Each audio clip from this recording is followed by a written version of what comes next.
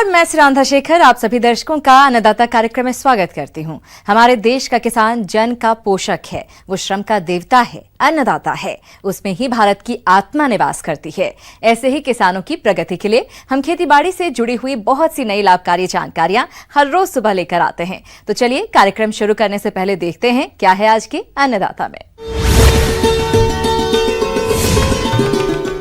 Poly house में करेले की खेती से किसानों को होगा अधिक मुनाफा।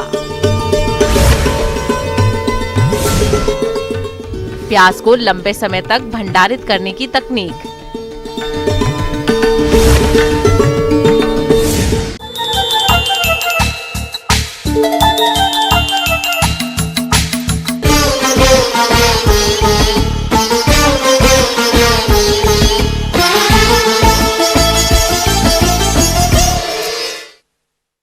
किसान भाइयों, करेले की हमेशा बाजार में मांग बनी रहती है और इसलिए प्रदेश के बहुत से किसान पॉली हाउस में भी इसकी खेती करने लगे हैं और अच्छा मुनाफा भी कमा रहे हैं। अगर आप भी पॉली हाउस में करेले की खेती करना चाहते हैं तो इसकी कौन कौन सी किस्मों का चयन करें और पॉली हाउस में खेती करते समय किन किन बातों पर विशेष ध्यान दें, इस बारे में समस्त जानकारी दे रहे हैं डॉक्टर अजय भारद्वाज।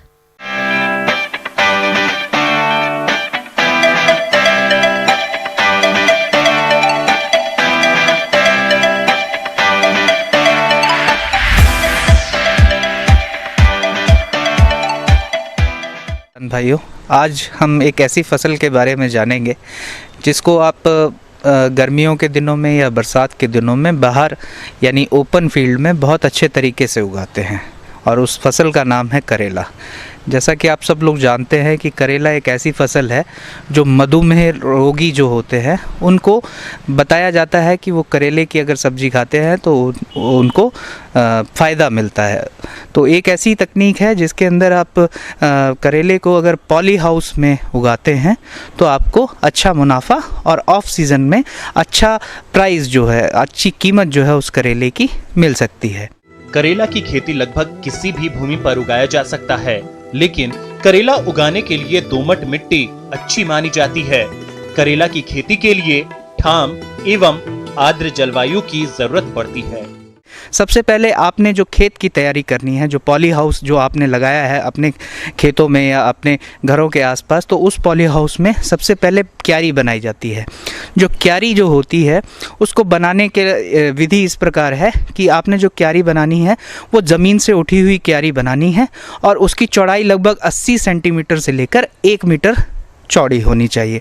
आपका पॉली हाउस जो है वो जितना मर्जी लंबाई का हो, आप उतनी लंबाई के बेड बना सकते हैं यानी क्यारी बना सकते हैं, लेकिन चौड़ाई का हमेशा ध्यान रखेंगे कि उसकी चौड़ाई 80 सेंटीमीटर से लेकर 1 मीटर के ही होनी चाहिए और वो ज़मीन से उठा होना चाहिए। लगभग 15 से 20 सेंटीमीटर वो ज़मीन से ऊंचा उठा होना चाहिए कि जो भी बेड आप बना रहे हैं उसके बीच में यानी दो क्यारियों के बीच की जो दूरी है वो अमूमन 50 से 60 सेंटीमीटर रखी जाती है। अब बात आती है कि इसके अंदर जब हम बेड तैयार करते हैं तो बेड तैयार करते वक्त क्या क्या चीज़ें उसके अंदर मिलाएं। तो इसके अंदर हम खाद मिलाते हैं। सामान्यतः जो हम करेले की खेती करते हैं उसके अंदर 80-60-60 यानी 80 किलोग्राम नाइट्रोजन, 60 किलोग्राम फॉस्फोरस और 60 किलोग्राम पोटाश का इस्तेमाल करते हैं प्रति हेक्टेयर के हिसाब से। तो आपको अपने खेत के हिसाब से या अपने पॉली हाउस के हिसाब से आपको खाद की मात्रा को उसी अनुपात में विभाजित करना है और उसको खेत बनाते यानी बेड बनाते, क्यारी बनाते वक्त ही अपने बेड के ऊपर डालना है। तो इसके लिए जो वैरायटीज़, जो प्रभेद हैं वो अभी तक रिकमेंडेड हैं। इसके अंदर पूसा रसदार है जो दिल्ली से विकसित एक वैरायटी है जिसको हम पॉली हाउस में लगा सकते हैं और इसके अलावा अन्य कई किस्म की वैरायटियां हैं जो आप लगा सकते हैं, जिसके अंदर CO1 है या नरेंद्र बारहमासी है या काशी की कई वैरायटी हैं, उनको भी आप लगा सकते हैं और करेले की फसल को आप पॉली हाउस के अंदर उगा सकते हैं। कोई भी जब आप बीज लेते हैं तो बीज को आपको उपचारित पहले करना पड़ेगा। तो उपचारित करने के बाद ही अगर जो आप उसको प्रत्यारोपित करेंगे तो आपको अच्छा फ़ायदा मिलेगा और इसके अंदर बीमारियों का प्रकोप भी कम हो जाएगा। बुआई से पहले बीजों को उपचारित अवश्य ही कर लेना चाहिए, जिससे फसल को बीज जनित रोगों से बचाया जा सकता है। बीज उपचार हेतु कार्बेंजिम 2 ग्राम दवा से प्रति किलोग्राम को उपचारित कर लें। तो बीज को, करेले का बीज को सामान्यतः हम 12 से लेकर 18 घंटे तक भिगाते हैं, पानी में भिगाते हैं और उसके बाद उसको छाया में सुखाकर तब उसको प्रोट्रे या काली वाली पॉलीथीन जो आती है उसके अंदर उसको लगाते हैं। तो ऐसा करने से आपका जो जमाव होता है, जो जर्मिनेशन होती है वो अच्छी होती है और आपका करेला जो है फूलकर एकदम से तैयार हो जाता है। सामान्यतः जो करेला है उसको तैयार होने में 1 महीने का समय लगता है अमूमन। तो 1 महीने के अंतराल के बाद आप उसको प्रत्यारोपित कर सकते हैं। जब भी करेले की फसल में जो आप बिचड़ा तैयार करे हैं उसके अंदर 2 से 4 पत्तियां आ जाएं, तो ऐसी अवस्था में आपको वो जो आपने क्यारी बनाई है उसके ऊपर उसको प्रत्यारोपित कर सकते हैं। कि आपको उसमें परागण करने की आवश्यकता पड़ती है, क्योंकि पॉली हाउस चारों तरफ से घिरा हुआ होता है, बंद होता है, तो उसके अंदर परागण हो नहीं पाता, जिसकी वजह से फ्रूट जो है वो बनता नहीं है। रोज़ सुबह के शाम जब फलन या पुष्पन होता है, पुष्पन के समय रोज़ आपको स्वपरागण करना पड़ेगा, यानी खुद जाकर आपको सेल्फिंग करनी पड़ेगी। रोज़ सुबह अगर जो 1 घंटे का समय भी आप देंगे तो आप स्वपरागण करके जो आपके फल हैं वो आपको पॉली हाउस के अंदर भी करेले के मिल जाएंगे। तो इस प्रकार से अगर आप अपने करेले की पॉली हाउस के अंदर खेती करेंगे तो आपको ऑफ सीज़न में, यानी ऐसे समय में जब बाहर करेले की फसल कहीं नहीं होती है, उस समय में आप अच्छे प्रकार से करेले की बहुत ही आकर्षक और बहुत ही अच्छे करेले की पैदावार प्राप्त कर सकते हैं। किसान भाइयों, अभी तक आपने खेती से जुड़ी हुई कुछ उपयोगी जानकारियां देखी। अब लेते हैं एक छोटा सा ब्रेक, जल्द ही लौटेंगे और कार्यक्रम में आगे भी है खेतीबाड़ी से जुड़ी हुई महत्वपूर्ण जानकारियां। आप बने रहें हमारे साथ।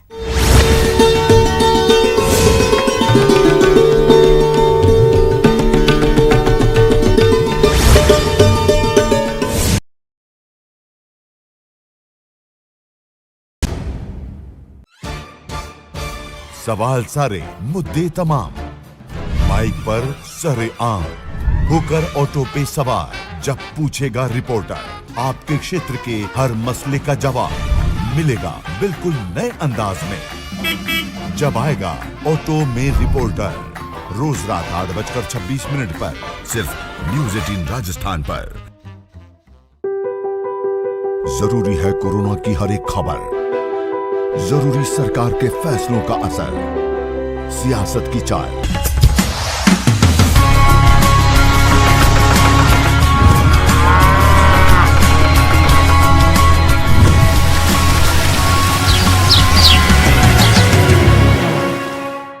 ब्रेक के बाद आप सभी दर्शकों का अन्नदाता में स्वागत है। चलिए अब रुक करते हैं अगली कड़ी की ओर।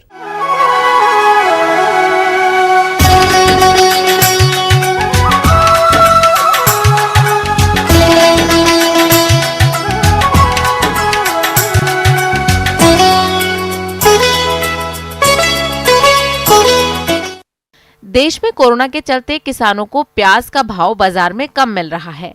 ऐसे में किसान क्या करें, क्या है इसका समाधान? किसान भाइयों, यदि आप प्याज को मंडी में नहीं बेचकर भंडार गृह में भंडारित करते हैं तो इस तरह की समस्या से बच सकते हैं। आज हम आपको गांव इटावा भोपची, जिला जयपुर के प्रगतिशील किसान जगदीश प्रसाद यादव से मिलवा रहे हैं, जिन्होंने ऑनियन स्टोरेज बनवाया है और उसमें प्याज को भंडारित कर रहे हैं। तो आइए मिलते हैं इन्हीं से।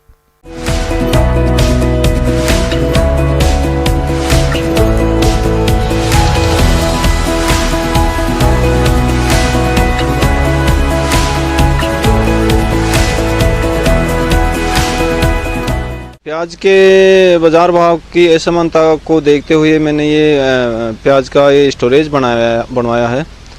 इसमें सरकार की तरफ से अनुदान भी होता है और कुछ हिस्सा, आधा हिस्सा कृषक की तरफ से भी लगाया जाता है। तो इसकी कुल लागत 1,80,000 रुपये के करीब इसकी कुल लागत आई थी, जिसमें से 50% अनुदान मिल गया है। उसका 87,500 रुपये मुझे अनुदान के रूप में मिल गए हैं और ये करीब 90,000 रुपये मेरी खुद से लगाए हैं और ये तैयार हो गया है। 25 मीट्रिक टन का इसकी क्षमता है प्याज का स्टोरेज करने की।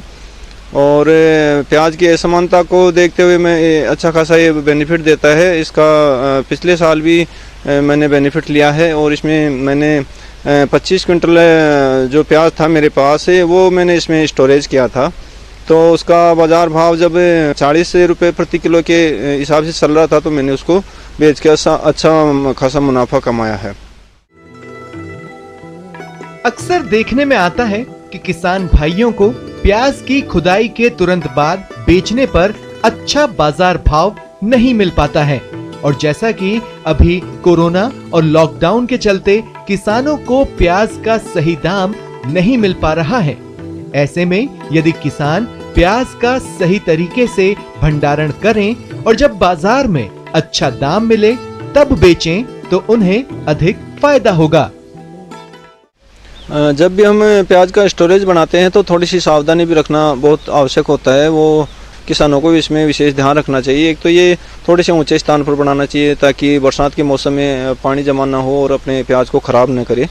और एक दूसरा ये है कि इनकी जो अंदर जो इसकी स्टोरेज करने का जो खाना होता है उसकी चौड़ाई ज़्यादा नहीं रखनी चाहिए। करीब 4 फीट के करीब चौड़ाई तो चल जाती है, बाकी ज़्यादा चौड़ाई रखने से उसमें प्याज से हवा अच्छे से क्रॉस नहीं होगी और प्याज ख़राब होने के चांस होते हैं। तो जो प्याज स्टोरेज करने का जो अपना होता है तो उसको लंबाई चौड़ाई ज़्यादा नहीं रखनी चाहिए। थोड़ा थोड़ा होगा तो उसमें हवा आसानी से पास होगी जिससे प्याज भी खराब होने की संभावना नहीं होगी। किसान भाइयों, ये किसान प्याज के पत्तों को काटे बिना ही सीधे ही भंडार गृह में भंडारित करते हैं। इनका कहना है कि पत्तों समेत प्याज को भंडारित करने से प्याज लंबे समय तक सुरक्षित रहता है और खराब नहीं होता है। और प्याज को रखने के बाद में 6 महीने इसकी कोई समस्या नहीं होती है। आराम से प्याज को जब इसमें स्टोरेज करते हैं तो उसके जो पत्ते होते हैं उसको काटे नहीं, उसकी जगह पत्तों को प्याज के लगे हुए उनको वहीं पर सुखा के अच्छी तरह से सूखने के बाद में इसमें स्टोरेज करने चाहिए। प्याज के पत्ते को काटने से उसमें फंगस प्याज में इंटर हो जाता है और वो धीरे धीरे प्याज को ख़राब कर देता है। तो ये हमें सावधानी भी रखनी चाहिए। इसके अलावा जो है इसका बेनिफिट भी लेना चाहिए। जो हमने खर्चा किया है करीब 1,80,000 तो उसका हमें फ़ायदा भी उठाना चाहिए। जब भी प्याज सस्ता हो तो इसमें स्टोरेज करना चाहिए और जब बाजार भाव ऊंचाई पर जाए तो उसको बेचकर हमें अच्छा मुनाफा कमाना चाहिए। प्याज का भंडारण करते समय ध्यान रखें कि आप कटे फटे गले सड़े प्याज को छांटकर अलग कर दें ताकि ऐसे प्याज अन्य प्याज को खराब नहीं कर सकें। और जब आपको प्याज का अच्छा बाजार भाव मिले तब आप प्याज को स्टोरेज से निकालकर बेच सकें। जहाँ तक स्ट्रक्चर की बात है तो ये सीधा सीधा सा काम ये होता है कि ये लोहे का स्ट्रक्चर पहले ढांचा खड़ा किया जाता है और फिर लोहे का ढांचा खड़ा करने के बाद में उसके अंदर बांस की ये फंटियों से इसका ये बनाया जाता है, ढांचा बनाया जाता है अंदर। तो विशेष ध्यान रखने की बात तो ये होती है कि एक तो जो हम टिन शेड डालते हैं ऊपर वो चारों तरफ से करीब 3 से 4 फीट जो अपना ढांचा होता है उसे अतिरिक्त होनी चाहिए ताकि कभी हवा के साथ बरसात आए तो प्याज को बरसात नहीं लगनी चाहिए। और आगे पीछे साइडों में चारों तरफ करीब 3 से 4 फीट अतिरिक्त टिन शेड होना चाहिए। यदि किसान भाइयों आप भी अनियन स्टोरेज बनवाना चाहते हैं तो नजदीकी कृषि विभाग या कृषि अधिकारी से संपर्क कर सकते हैं और सरकार द्वारा मिल रहे अनुदान का फायदा उठा सकते हैं। और जहाँ तक फ़ायदे की बात है तो सबसे तो यह है कि जब प्याज की सीज़न आती है तो बाज़ार भाव बिल्कुल कम स्तर पर रहते हैं। करीब 5 रुपये किलो से लेकर 10 रुपये किलो तक के बाज़ार भाव बिकते हैं। और जैसे ही ये बरसात का मौसम आता है तो इसके भाव चढ़ने लगते हैं। तो जब हम इसको प्याज को घर पर रखते हैं या अन्यत्र कहीं रखते हैं तो वो प्याज ख़राब होने की संभावना बहुत ज़्यादा हो जाती है और संभावना क्या रुकता भी नहीं है प्याज। तो इसमें चारों तरफ से हवा लगती है प्याज के और छाया भी रहती है, बरसात में पानी भी नहीं गिरता है तो प्याज अच्छे से इसमें सिक्योर रहता है और हम 6 महीने तक आराम से इसमें स्टोरेज रख सकते हैं और जब बाज़ार भाव अच्छा मिले तो हम उसको बेच सकते हैं। तो बहुत ही बढ़िया मुनाफे का ये सौदा है। आगे और भी है खेतीबाड़ी से जुड़ी हुई बहुत सी रोचक जानकारियां, पर यहां पर रुकेंगे एक और ब्रेक के लिए। जल्द हाजिर होते हैं।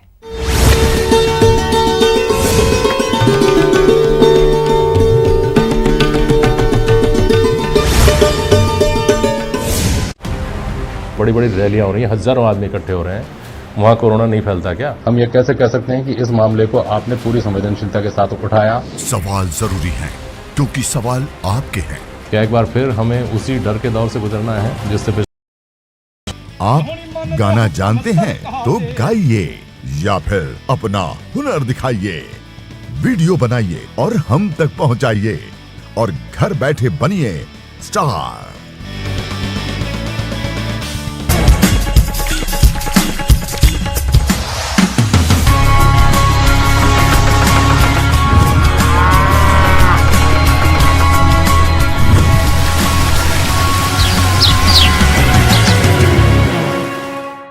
ब्रेक के बाद एक बार फिर से आप सभी दर्शकों का अन्नदाता कार्यक्रम में बहुत बहुत स्वागत है। बढ़ते हैं अगली प्रस्तुति की ओर।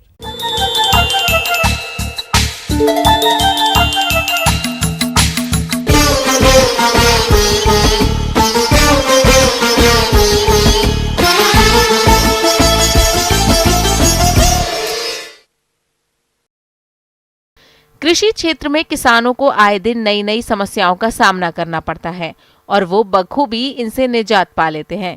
लेकिन आज हम जिस समस्या की बात कर रहे हैं वो है मक्का की फसल में लगने वाला प्रमुख कीट फाल आर्मी वर्म की।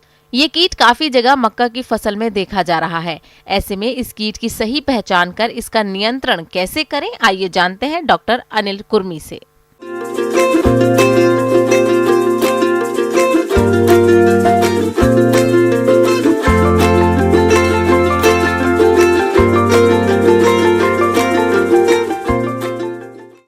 कि जैसा कि आप लोगों ने अभी सभी किसान भाइयों ने गर्मियों में मक्का लगाया होगा, इसके बाद मक्का आप लोग बरसात में भी लगाते हैं। तो अभी वर्तमान स्थिति में मक्के में सबसे ज़्यादा जो विकट समस्या उभर कर आई है वो है फाल आर्मी वर्म। यह जो कीट है यह सबसे पहले अपने कर्नाटक जो स्टेट है अपने इंडिया का, इसमें सबसे पहले रिपोर्ट किया गया था सन 2018 में और धीरे धीरे करके यह पूरे भारत में फैल गया और यह बहुत विनाशकारी कीट बन के हमारे भारत में उभरा है। यह कीट मादा अपने जीवन काल में करीब 1 से 2000 अंडे दे सकती है। यह कीट झुंड में आक्रमण कर पूरी फसल को कुछ ही समय में नष्ट करने की क्षमता रखता है।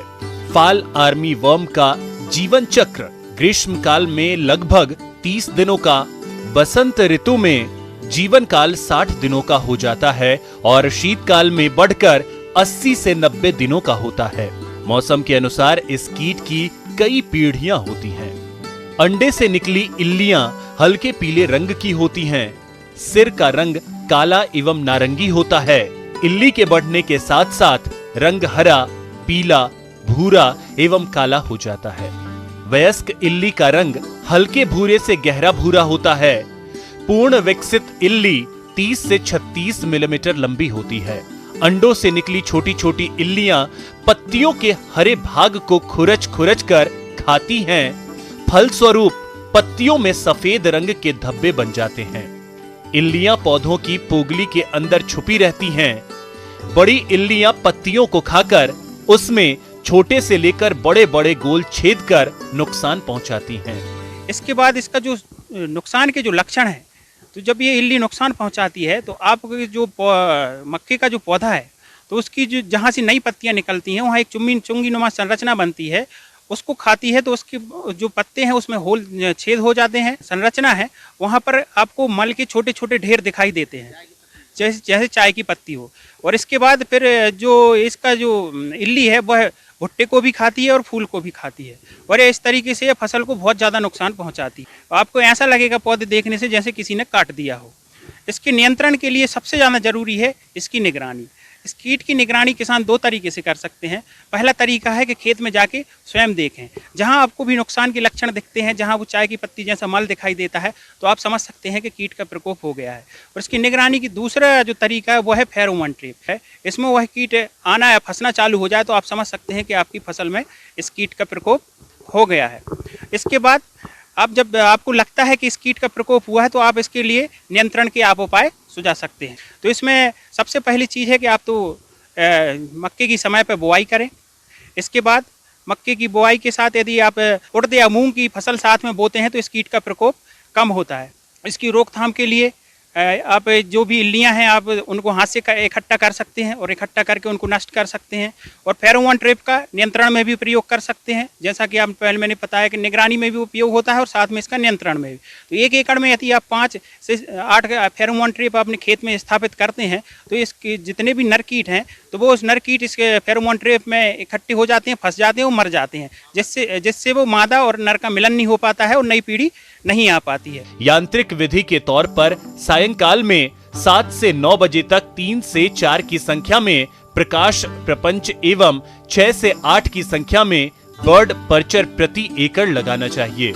इन कीटों से बचाव के लिए फसलों की निगरानी एवं सर्वेक्षण कार्य करना चाहिए। अंड परजीवी 2 से 5 ट्राइकोग्रामा कार्ड एवं टेलोनोमस रेमस का प्रयोग अंडा देने की अवस्था में करने से इनकी संख्या की बढ़ोतरी में रोक लगाई जा सकती है।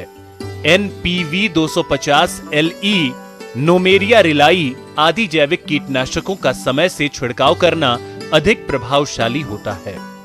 और इसके बाद यदि आप इन सब में कंट्रोल नहीं कर पा रहे हैं तो उसका जो अंतिम तरीका है वो है रासायनिक तरीका। रासायनिक तरीके में इमामेक्टिन बेंजोएट करके एक केमिकल आता है 5% के रूप में मार्केट में मिलता है। इसकी आधा ग्राम मात्रा 1 लीटर पानी में मिला के स्प्रे करेंगे, इसका नियंत्रण आसानी से कर सकते हैं। और इसके बाद दूसरा है स्पाइनोसेट। स्पाइनोसेट भी रसायन है जिसकी आपको 1 ml मात्रा प्रति 3 लीटर पानी में लगभग 40 से 50 ml 1 एकड़ के लिए जरूरत पड़ती है, जिसमें लगभग 150 से 200 लीटर पानी लगता है 1 एकड़ स्प्रे करने के लिए। तो इन कीटनाशकों का स्प्रे करके भी आप इस कीट का नियंत्रण कर सकते हैं। धन्यवाद।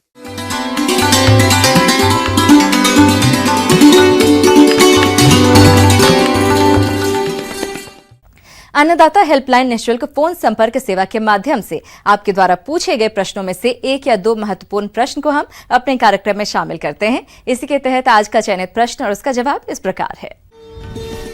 अन्नदाता निःशुल्क फोन संपर्क सेवा के माध्यम से पूछे गए प्रश्नों में से आज हमने जिस प्रश्न को कार्यक्रम में शामिल किया है उसे पूछा है जिला पाली के कृषक विवेक कुमार ने।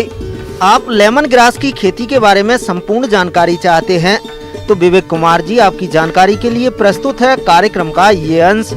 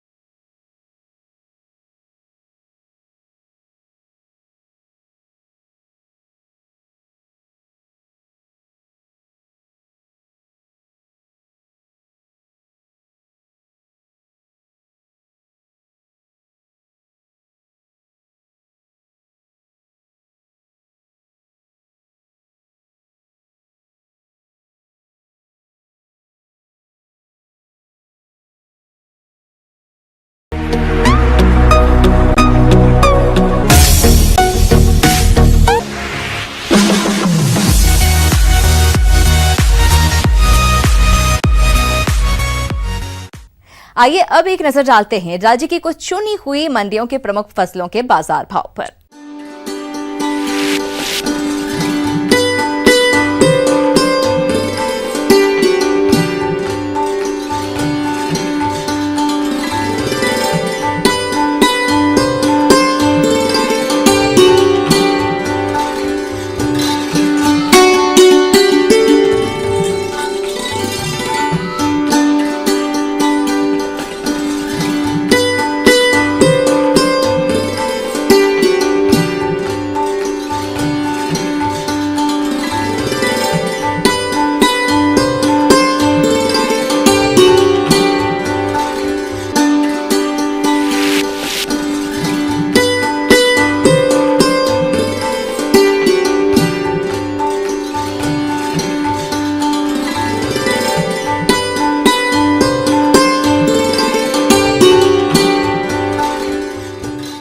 किसान भाइयों, अन्नदाता आपकी सेवा के लिए संकल्परत है। कृषि संबंधित समस्या और सुझावों के लिए आप हमें इस पते पर संपर्क कर सकते हैं।